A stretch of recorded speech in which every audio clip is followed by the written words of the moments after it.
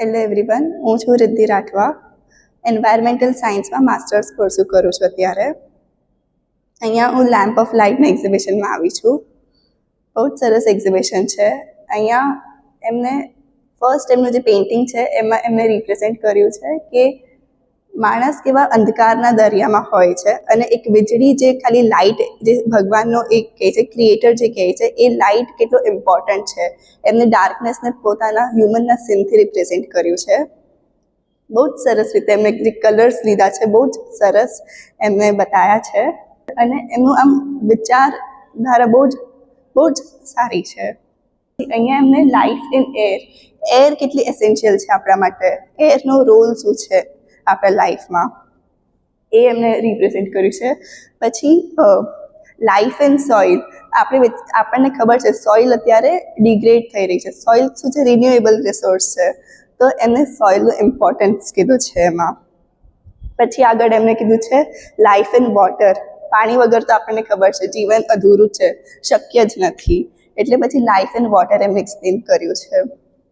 પછી આગળ એમને ડાર્કનેસ રિપ્રેઝેન્ટ કરી છે, તો એમને અહીંયા સેટનથી રિપ્રેઝેન્ટ કર્યું છે, પ્રિન્સ ઓફ ડાર્કનેસ સેટન.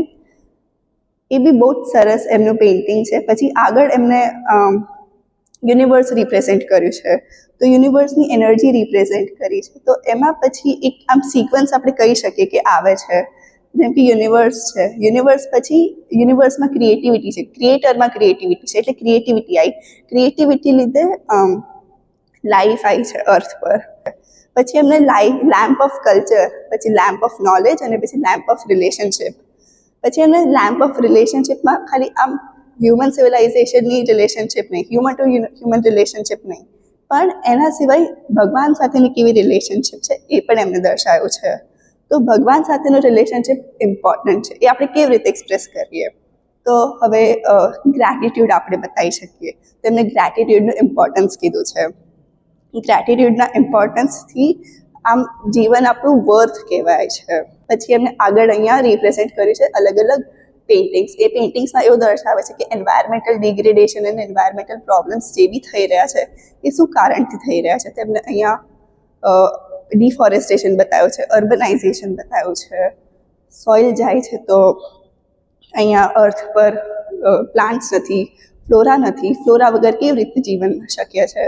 પછી એમને બહુ જ એક સરસ વાત કીધી કે જે સન છે, સન આપણી અર્થ પર મેઇન સોર્સ ઓફ લાઇટ છે, પણ હવે એ લાઇટથી આપણને એનર્જી મળે છે, પણ આપણને ફૂડની જેમ એનર્જી જોઈએ છે. તો ફૂડ આપણને કેવી રીતે મળશે? તો પ્લાન્ટ એક મીડિયેટર છે, એ પ્લાન્ટ વગર આપણને એનર્જી નથી મળી શકતી ડાયરેક્ટલી સનમાંથી. તો બહુ જ સરસ એક્ઝિબિશન છે, બહુ જ સરસ મજાનો એક્ઝિબિશન છે. Thank you.